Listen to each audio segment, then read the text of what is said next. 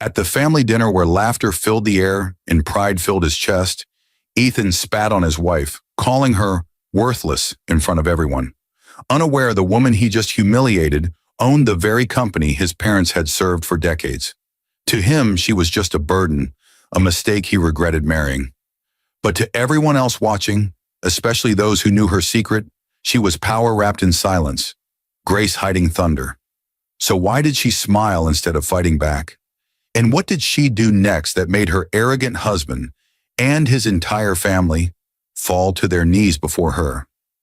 The silver chandelier glimmered over the long mahogany table, reflecting the fine china and the smug smiles of Ethan's family. He leaned back in his chair, arm around his new fiancée, Vanessa, young, flawless, loud in all the ways Emma wasn't. Emma sat at the far end, hands folded neatly in her lap, her wheelchair quietly tucked beneath the table. Her eyes shimmered under the soft lights, not from tears but from restraint. "Maybe if you weren't so useless, Ethan wouldn't have left you," Vanessa mocked, twirling her wineglass. Laughter rippled across the table. Ethan's mother chuckling, his father avoiding eye contact, and Ethan himself smirking like a man basking in victory. Emma's voice was soft even. "Be careful what you call useless, Vanessa. Some things have more value than you can measure." Ethan slammed his palm on the table. "Value? You've been living off my family for years, Emma. Don't start pretending you matter." And that's when he did it, leaned forward, spat near her plate, and muttered, "You disgust me." The room fell silent. The echo of that humiliation lingered like a stench. Emma didn't flinch. She didn't cry. She simply looked at him, calm and still, as though memorizing his face for the last time. In that moment, her restraint was more terrifying than rage. Her gaze dropped to the ring on her finger. The same ring she'd bought for herself after their wedding, because Ethan couldn't afford one then. He had forgotten those nights in their tiny apartment when she worked double shifts to pay his college tuition. Forgotten how she'd sold her mother's heirloom bracelet to help him start his first business. Back then, he'd called her his miracle. Now, she was his embarrassment. "Excuse me," Emma said softly, wheeling back from the table. "I think I've had enough of charity dinners." As she turned, Vanessa snickered. "Run along, darling." "Don't scratch the floors." The laughter followed her out like hyenas chasing prey. But once outside, under the cool night air, Emma's composure cracked. Her hands trembled as she adjusted her shawl. The pain wasn't from the insult. She was long past being hurt by Ethan's words. It was from the bitter irony that the people mocking her had no idea whose name was printed in gold at the top of their family's paychecks. Coleman Industries, her company, her father's legacy, the same company Ethan's parents had served as senior accountants for 30 years. The same company Ethan had mocked her for not understanding business. Her lips curled into a faint smile. "You really don't know, do you, Ethan?" she whispered. That night when she got home, she willed herself to the massive portrait of her late father hanging in the study. His kind eyes seemed to meet hers, stern, wise, knowing. "I kept your promise, Dad," she murmured. "I married for love, but love turned into pity, and pity turned into poison." A flashback seared through her mind. The day of the accident, rain, screeching tires, the taste of blood. Ethan's voice shouting her name. She had woken in the hospital to find his eyes already distant, his hands cold. Within months, his warmth turned into duty, then disgust. He had stopped touching her, stopped seeing her, and when he finally walked out, he left behind a note, not even a goodbye. Just, "I can't live like this anymore." She'd thought that was the end, until she saw the engagement announcement 2 months later. Ethan and Vanessa. The world saw a tragic, abandoned woman, but Emma knew better. This was a test of patience, and hers was running out. That night, she called someone she hadn't spoken to in years, Mark Dillard, her father's old attorney. "Emma?" His tone carried surprise and curiosity. "It's been a long time." "I'm ready, Mark," she said quietly. "It's time to rewrite the board of Coleman Industries." "Are you sure?" he asked. "Once this starts, there's no going back." Her eyes hardened. "I don't want to go back." And as thunder rolled outside her mansion, her reflection in the glass seemed almost unfamiliar, poised, patient, dangerous. For the first time since her accident, Emma didn't feel broken. She felt powerful. The next morning, sunlight streamed through the tall windows of Emma's study.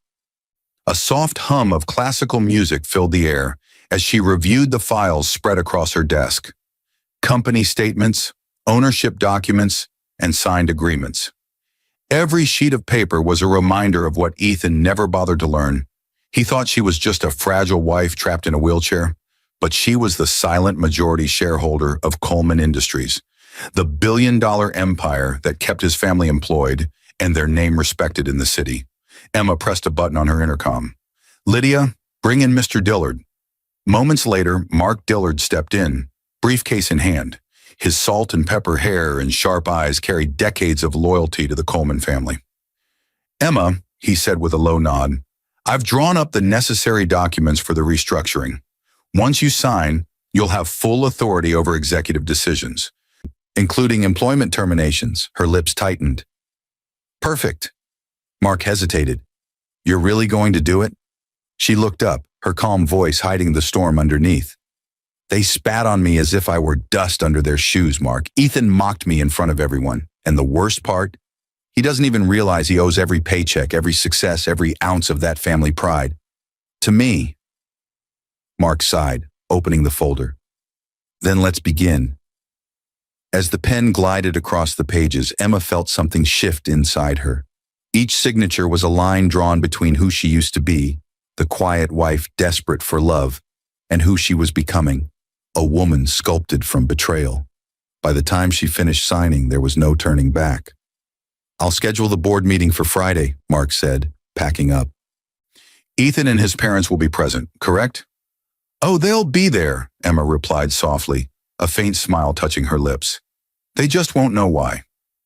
Later that day, she rolled her wheelchair out onto the balcony overlooking her sprawling garden. The wind carried the scent of magnolias, her mother's favorite flower. A gentle ache filled her chest as she remembered the life she once dreamed of with Ethan. A house filled with laughter, maybe children, shared sunsets. Flashbacks blurred the edges of her thoughts. Their wedding day, Ethan's teary vows, his hand trembling as he promised, through sickness and health, forever. Forever had lasted 5 years. The phone buzzed beside her, pulling her back to reality. It was a message from her assistant, Lydia. "Lydia, Mrs. Coleman," Mr. Ethan called. "He said he wanted to discuss a business proposal with you personally." Emma's eyes flickered with intrigue. Ethan had no idea who Mrs. Coleman truly was. To him, she was just some anonymous executive behind a powerful company. "Set the meeting," Emma texted back. "Tomorrow morning, at my office." The next day, Ethan walked into the lobby of Coleman Industries with Vanessa clinging to his arm. He was dressed sharply, confidence dripping from every step. He had no clue that every employee bowing respectfully as he passed was secretly watching the wife he had humiliated prepare his downfall. They were escorted to the top floor, where Emma waited behind a wide mahogany desk. When Ethan stepped in, his grin faltered. His mouth fell open slightly. "Emma?" Vanessa blinked, confused. "Wait, you're the executive we're meeting?" Emma's calm smile never wavered. "Good morning, Ethan. Vanessa, please sit." Ethan's confusion melted into irritation. "What the hell is this? I came to meet the CEO." "You are," Emma interrupted softly. Vanessa's face drained of color. You're the CEO?" Emma folded her hands neatly. "Majority owner and chairwoman, actually. You're sitting in my office." Silence crashed between them. Ethan's jaw clenched, his pride twisting into disbelief. "That's impossible," he spat. "You're crippled?" She finished for him. Her tone was steady, unflinching. "Yes, I lost my legs, not my mind." Vanessa's hand slipped from Ethan's arm. Emma's gaze sharpened. "You came here with a business proposal, didn't you? Something about expanding your new construction firm." Ethan tried to recover his composure. "Yes, it's a great opportunity for Coleman Industries to..." "Declined," Emma said flatly. "What?" "I don't do business with people who spit on me," she said, her voice calm but cutting. "You see, Ethan, last night wasn't humiliation. It was revelation. You showed me exactly who you are. Now it's my turn." Vanessa stood, trembling. "Emma, please, you can't." "Oh, I can," Emma replied coldly. "Effective immediately, your parents, Ethan, are being relieved from their positions at this company. Severance pay will be processed by end of week." Ethan's face turned red. "You can't fire my parents. They've worked here their whole lives." Emma's eyes softened just slightly. "Yes. And they deserved better than a son who humiliated the woman who signs their checks." Ethan stepped closer, voice shaking with fury. "You think this makes you powerful? You'll regret this."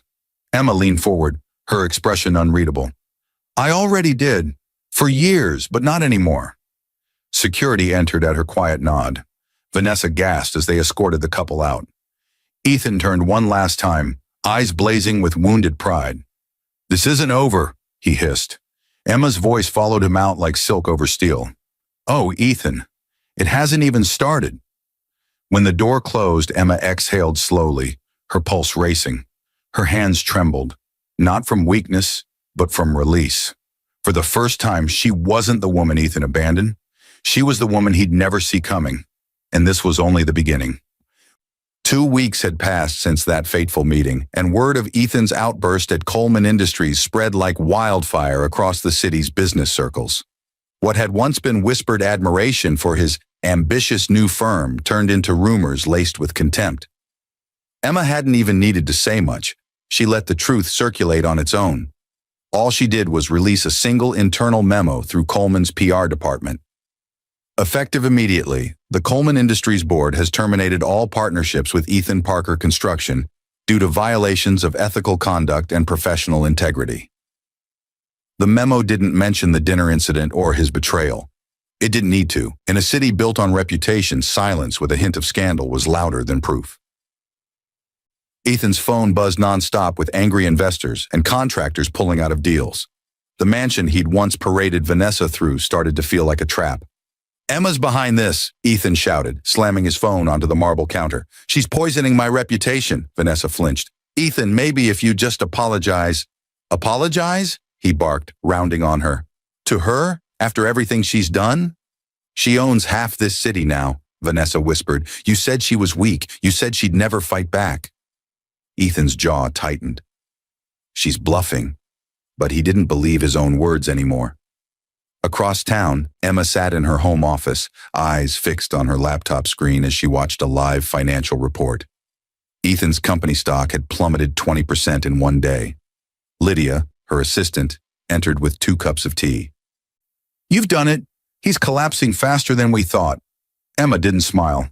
"No," she said quietly. "Not yet." Her voice carried no hatred, only precision, like a surgeon cutting through rot. Her father's words echoed in her memory. "Power doesn't scream, Emma. It whispers, and the wise listen." She was done whispering. That evening, she opened a folder marked Vanessa Legal Affairs. Inside were documents detailing how Vanessa had falsified qualifications to gain her previous job at a rival firm.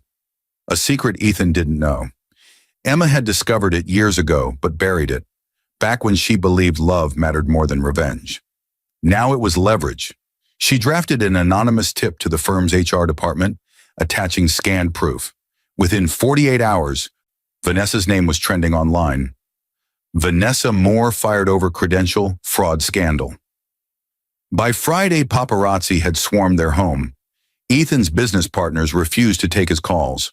Clients withdrew contracts. The empire he'd built on arrogance was rotting beneath him. But still, Emma wasn't satisfied. Revenge wasn't about destruction, it was about lesson. That weekend, she hosted a charity gala under Coleman Industries' name. The city's elite attended, the same people who once mocked her for being the crippled wife. This time she arrived in an elegant silver gown, her wheelchair customized with chrome edges and soft white leather. Cameras flashed. The crowd fell silent as she entered. "Is that her?" someone whispered. "She looks incredible." "Did you hear what she did to Ethan?" Emma smiled graciously, nodding as journalists rushed in. "Mrs. Coleman, is it true you're the sole owner of Coleman Industries now?" "Yes," she replied calmly. "I took over after certain Unethical associations were discovered.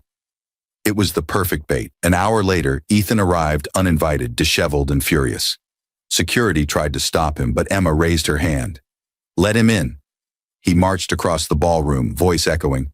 You think humiliating me makes you better, Emma? You think money fixes your broken legs? Gasps rippled through the crowd. Cameras rolled. Emma's smile didn't fade. No, Ethan, she said softly, her voice steady. Money doesn't fix broken legs, but it does reveal who will stand by you when you can't stand yourself. The room went still. Reporters captured every word. Ethan's expression faltered, rage bleeding into regret. You can't do this here. I'm not doing anything, she interrupted. You're doing it yourself. She gestured lightly to the cameras, the crowd, the phones recording. Every lie he'd told, every insult he'd thrown, now immortalized for the world to see. Vanessa stood at the doorway, mascara streaking down her face. Ethan, please, stop. But he couldn't. Pride had eaten what little humility he had left. You'll regret this, Emma. She tilted her head. You said that before. I'm still waiting. He stormed out, pushing past reporters. Flashbulbs followed him into the night. Emma exhaled slowly. Her hands shook, but not from fear, from release. The moment she had once begged for, his acknowledgement, his apology, no longer mattered. She didn't want his remorse. She wanted peace. As the gala ended, she rolled toward the grand window overlooking the city. Light shimmered across the skyline. The empire her father built, the empire she now commanded. Mark approached quietly. He's ruined. His company's filing for bankruptcy next week. Are you satisfied? Emma's eyes glistened. Not yet. He still has something left. His pride. I'll take that last. Mark hesitated. And then what? She looked out the window, voice faint. Then maybe I'll forgive him. Outside, thunder rolled again, just as it had the night she began her revenge. Only this time, the storm didn't frighten her. It answered her. Her vengeance wasn't over. It was evolving. Rain fell that night, a soft drizzle at first, then heavier, as if the sky itself wanted to wash away the sins that had soaked the city. Inside her glass-walled penthouse, Emma sat by the fire, the glow reflecting off the framed photo of her and Ethan from better days.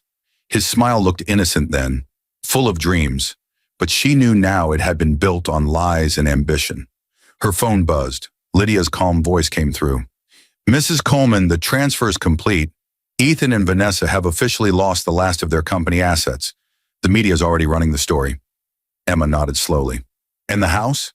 Foreclosure notice was served this afternoon. They have 30 days to vacate. For a long moment, Emma said nothing. She could almost see it. Ethan pacing the empty mansion, Vanessa sobbing in the corner, both stripped of their wealth and reputation. But this wasn't about material loss. Her revenge had been meticulous, but it was about something deeper. Ethan had left her when she was broken. Now, she had broken everything he thought defined him. Still, a part of her heart trembled. Revenge, no matter how justified, left a hollow space behind. Mrs. Coleman, Lydia said gently. Should I proceed with the final notice? Emma's eyes hardened again. Yes, send it, tonight. Across town, Ethan sat in the dim living room of the house that used to be his sanctuary. The power had been cut off hours ago due to unpaid bills. Candlelight flickered across his face, once confident, now worn with desperation. Vanessa sat opposite him, mascara smudged, her once luxurious gown crumpled from days of wear. This is your fault, Ethan muttered. My fault? Vanessa shot back, her voice sharp with hysteria. You're the one who thought you could humiliate a woman who owns half the damn city. You told me she was weak. I didn't know, Ethan shouted, slamming his fist on the table. She hid it from me. Vanessa laughed bitterly. Maybe she didn't hide it. Maybe you just never bothered to see her. The silence that followed was heavy, cruel. Ethan sank into the couch, his hands covering his face. Memories of Emma flooded in, her quiet laughter, the way she believed in him when no one else did. The nights she stayed awake, helping him draft proposals for his first contracts. He had spat on the very person who made him. A knock sounded at the door. Ethan froze. Vanessa hesitated, then opened it, revealing a delivery man holding a white envelope. "From Coleman Industries," he said curtly before leaving. Ethan tore it open. Inside was a letter embossed with the company's gold seal. His eyes scanned the lines, his hands trembling. "Dear Mr. Parker, your personal and corporate accounts have been reviewed and found to contain unpaid debts owed to Coleman Industries and affiliated subsidiaries. Effective immediately, all remaining assets and intellectual properties under your name are being repossessed as collateral under Clause 14 of your contract. E. Coleman." At the bottom was a handwritten note. "Ethan, you taught me that weakness deserves no mercy. I'm only returning the lesson." The paper slipped from his hand. He sank to the floor, eyes wet with something between regret and disbelief. "She's destroyed me," he whispered. Vanessa didn't reply. She simply picked up her purse and walked toward the door. "Where are you going?" Ethan demanded. "To survive," she said coldly. "Something you never taught me to do." The door slammed behind her, leaving him alone with his ghosts. The next morning, the city awoke to headlines that read, "Ethan Parker declared bankrupt. Ex-wife and CEO Emma Coleman gains full control of his holdings." The internet buzzed with commentary. Some called it karma. Others called it poetic justice. But those who knew Emma personally said only one thing: she finally found her peace. Later that day, Emma attended a board meeting. As the directors applauded her for strategic consolidation, she smiled politely, but her mind was elsewhere. When the meeting ended, she asked everyone to leave except Mark.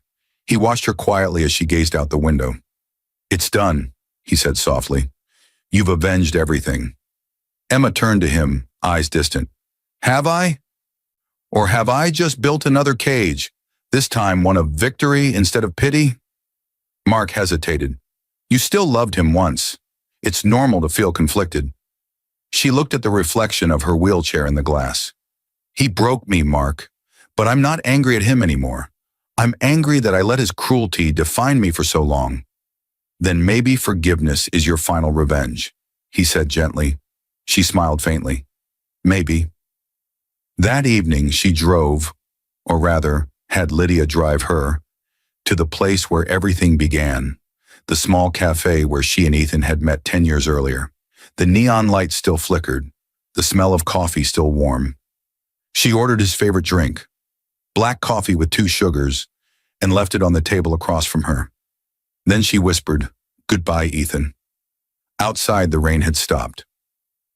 The city lights shimmered on the wet pavement like diamonds.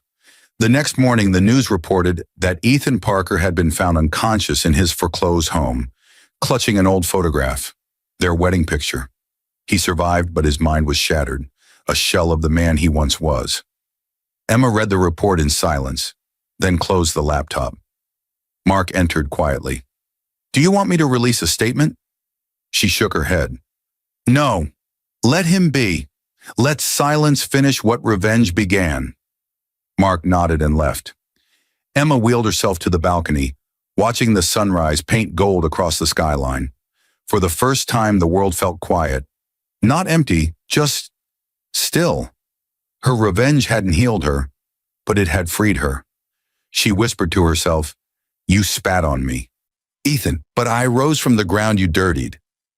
And as the morning light touched her face, the powerful woman who had once been a broken wife smiled, not with triumph, but with peace. 5 years later, autumn swept through the city with the soft hush of falling leaves. The skyline had changed. New towers gleamed where old ones once stood, and among them, at the heart of downtown, the tallest bore the name Coleman Foundation for Recovery and Resilience. Emma's foundation had become one of the most respected charitable institutions in the country, dedicated to helping accident survivors, widows, and abandoned women rebuild their lives. Her story had inspired millions, though very few knew the full truth behind it. Inside her office, now filled with light and warmth instead of fire and vengeance, Emma looked out over the city she once ruled with quiet fury. The wheelchair gleamed softly beside her polished oak desk. She didn't use it as often anymore. Physical therapy had restored some of her strength, and she could now walk short distances with braces. Lydia entered with her usual calm smile. "The board meeting's ready, Mrs. Coleman, and there's someone here to see you. An old friend." Emma arched a brow. "An old friend?" The door opened, and Mark Dillard stepped in, holding a small envelope. His hair had gone grayer, but his eyes carried the same warmth. "I found this in the company archives," he said, handing it to her. Emma took the envelope carefully. Inside was an old handwritten letter, sealed and dated years ago, from Ethan. Her breath caught as she unfolded it. "Emma, if you ever read this, it means I've already failed at being the man you believed I could be. I wanted to love you forever, but I was weak. When you were hurt, I saw my reflection in your pain, and I couldn't bear it. Instead of standing by you, I ran. Not because you were broken, but because I was. You didn't deserve the way I left. You didn't deserve any of it. If there's any justice, I hope you find peace, even if I'm not part of it." Ethan Emma sat in silence, her fingers trembling slightly. For a long time, she said nothing. Then very softly, she whispered, "You were right, Ethan. I did find peace, but only when I stopped needing justice to give it to me." She folded the letter carefully and placed it back into the envelope. "Should I archive it?" Mark asked. "No," she said, smiling faintly. "Burn it. Let it end where it should have." He nodded, understanding. That evening, as the sun dipped below the horizon, Emma stood on her balcony with a cane in hand. The wind played with her hair as she watched the city glow. The empire she had once conquered now humming beneath her feet like a living memory. For years, revenge had been her heartbeat. But now, forgiveness was her peace. She whispered to the fading sky, "Thank you for teaching me that even broken wings can still fly." And as night fell, the lights of the Coleman Foundation shone brighter than ever, a symbol not of vengeance, but of rebirth.